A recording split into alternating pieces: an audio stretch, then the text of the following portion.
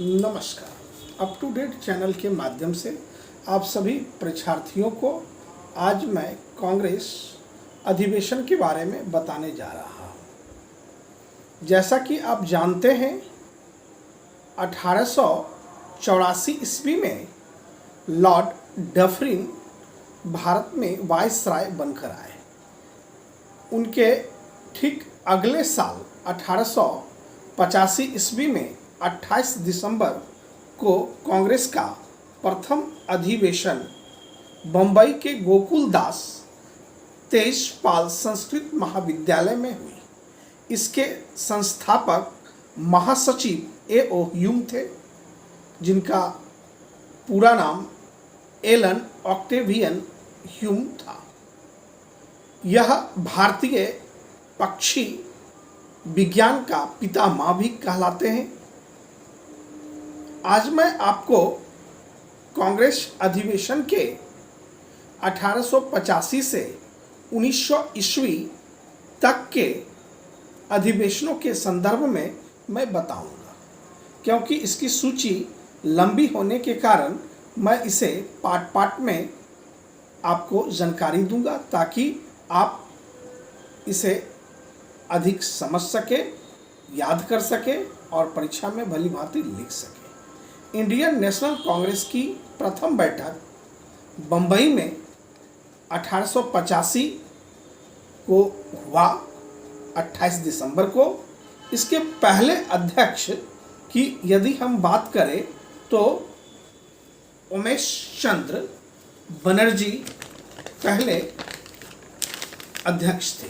यह कलकत्ता महानगरी से आते थे। महासचिव के रूप में ए.ओ. ह्यूम पहले कांग्रेस के हुए।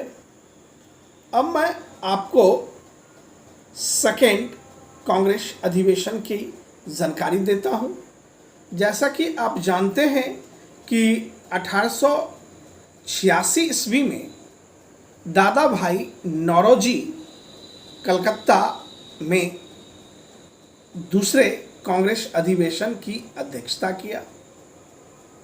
प्रथम 1885 में जो कांग्रेस अधिवेशन हुआ उसमें 72 प्रतिनिधियों ने भाग लिया, जबकि हम देखते हैं दूसरे 1886 में कांग्रेस अधिवेशन में काफ़ी संख्या में कांग्रेस प्रतिनिधियों की संख्या में वृद्धि हुआ।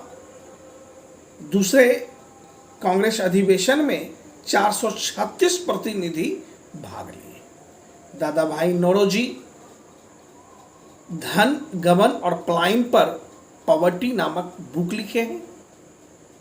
अक्सर उनके पुस्तक के संदर्भ में पूछा जाता है कि दादा भाई नौरोजी ने कौन सा पुस्तक लिखा, पॉवर्टी, गरीबी से संबंधित, कि भारत आखिर गरीब कैसे हुआ। अब मैं आपको कांग्रेस के तीसरे अधिवेशन की जानकारी देता हूं। तीसरा अधिवेशन काफी महत्वपूर्ण है, क्योंकि पहली बार कांग्रेस का कोई मुस्लिम व्यक्ति अध्यक्षता करने का कार्य किया। वह व्यक्ति थे बदरुद्दीन तैयब जी। यह अधिवेशन मद्रास में हुआ। भारत के दक्षिणतम राज्य, जिसको आज तमिलनाडु के नाम से हम जानते हैं, जिसकी राजधानी चेन्नई है। चौथे कांग्रेस अधिवेशन की यदि हम बात करें तो यह भी काफी महत्वपूर्ण है, क्योंकि प्रथम बार अंग्रेज जॉर्ज यूल ने इसकी अध्यक्षता की। यह अधिवेशन उत्तर प्रदेश के इलाहाबाद शहर में हुआ। अब मैं आपको पांचवें कांग्रेस अधिवेशन के बारे में बताता हूं, जो कि 1889 ईस्वी में सर विलियम बेडरवर्न की अध्यक्षता में बंबई में हुआ। छठा कांग्रेस अधिवेशन 1890 ईस्वी में सर फिरोज शाह मेहता जी के अध्यक्षता में कलकत्ता में हुआ।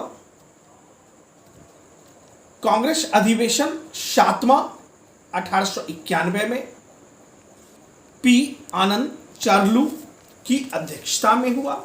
यह नागपुर में हुआ। अब मैं आपको 8वें कांग्रेस अधिवेशन के बारे में बताता हूं, जो कि 1892 ईस्वी में हुए। भोमेश चंद्र बनर्जी इसकी अध्यक्षता किया। यह इलाहाबाद में हुआ। अब मैं आपको कांग्रेस अधिवेशन के 9वें, जो कि 1893 ईस्वी में यह अधिवेशन हुआ, पुनः दादा भाई नौरोजी इस अधिवेशन की अध्यक्षता किया। यह लाहौर में हुआ, जो कि अब पाकिस्तान में पड़ता है। 10वां अधिवेशन 1894 ईस्वी में अल्फ्रेड बेब की अध्यक्षता में हुआ, जो कि मद्रास में हुआ। अब मैं आपको 11वां कांग्रेस अधिवेशन के बारे में बता रहा हूं कि 11वां अधिवेशन किनके अध्यक्षता में हुआ। तो आप जान ले, सुरेंद्रनाथ बनर्जी की अध्यक्षता में 11वां कांग्रेस का अधिवेशन 1895 ईस्वी में हुआ, पूना शहर में। अब मैं आपको 12वां अधिवेशन के बारे में बताता हूं। 1896 में रहीमतुल्ला सियानी के अध्यक्षता में यह अधिवेशन कलकत्ता में हुआ। यह काफी महत्वपूर्ण और चर्चित अधिवेशन रहा, क्योंकि बंकिम चंद्र चट्टोपाध्याय के उपन्यास आनंद मठ, जो कि सन्यासी विद्रोह से संबंधित है, उस उपन्यास में वंदे मातरम गीत की रचना संस्कृत और बंगाली के संयोजन से तैयार किया गया था। उस गीत को, वंदे मातरम गीत को 1896 के 12वें अधिवेशन में गाया गया, जो कि हम लोग जानते हैं कि यह गीत वंदे मातरम भारत के राष्ट्रीय आंदोलन को उत्प्रेरित करने का एक रामबाण साबित हुआ। आज़ादी के दीवाने इस गीत को गाते हुए, हंसते हुए आज़ादी के लिए तरह तरह के कर्तव्य दिखाते थे।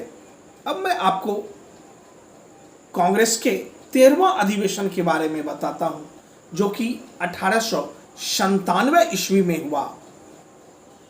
इसकी अध्यक्षता सी शंकर नायर जी की। यह अमरावती शहर में हुआ। अब मैं आपको 14वां कांग्रेस अधिवेशन के बारे में बताता हूं। छात्रों, बारीकी से और चरणबद्ध तरीके से ध्यान से आप सुनेंगे, ताकि यहां से प्रश्न जब पूछा जाएगा तो आप लिख सके। 1898 में 14वां कांग्रेस अधिवेशन होता है। इसकी अध्यक्षता आनंद मोहन दास करते हैं। यह अधिवेशन मद्रास में होता है। फिर मैं आपको अवगत कराऊं 15वां अधिवेशन से। कांग्रेस के, इंडियन नेशनल कांग्रेस के 15वां अधिवेशन 1899 ईस्वी में होता है। इसकी अध्यक्षता रमेश चंद्र दत्त लखनऊ में करते हैं, जो कि आज उत्तर प्रदेश की राजधानी है, लखनऊ। और 16वां अधिवेशन 1900 ईस्वी में होता है लाहौर में। इसकी अध्यक्षता एन.जी. चंद्रावरकर जी करते हैं। तो आपने देखा कि बॉम्बे से लाहौर तक की महाधिवेशन की यात्रा इंडियन नेशनल कांग्रेस की व्योमेश चंद्र बनर्जी से लेकर एन.जी. चंद्रावरकर तक, जो कि 1885 से 1900 ईस्वी तक जो 16 महाधिवेशन हुए, उसकी जानकारी आपको दी गई। इसमें कुछ खास चीज़ों को और आपको जान लेना चाहिए कि 1885 से 1900 ईस्वी तक के कांग्रेस अधिवेशनों में बम्बई में 2 बार हुआ अधिवेशन। एक बार 1885 में और दूसरी बार 1889 में। 85 की अध्यक्षता उमेश चंद्र बनर्जी किए थे। इसमें 72 प्रतिनिधि कांग्रेस के शामिल हुए थे, जबकि आप देखते हैं 1889 के जो अधिवेशन कांग्रेस के हुए उसमें सर विलियम डरवन महोदय ने इसकी अध्यक्षता की। कलकत्ता में आप देखते हैं कि वहां 1885 से 1900 ईस्वी के बीच जो 16 अधिवेशन हुए उसमें 3 चरण में वहां कांग्रेस का अधिवेशन हुआ।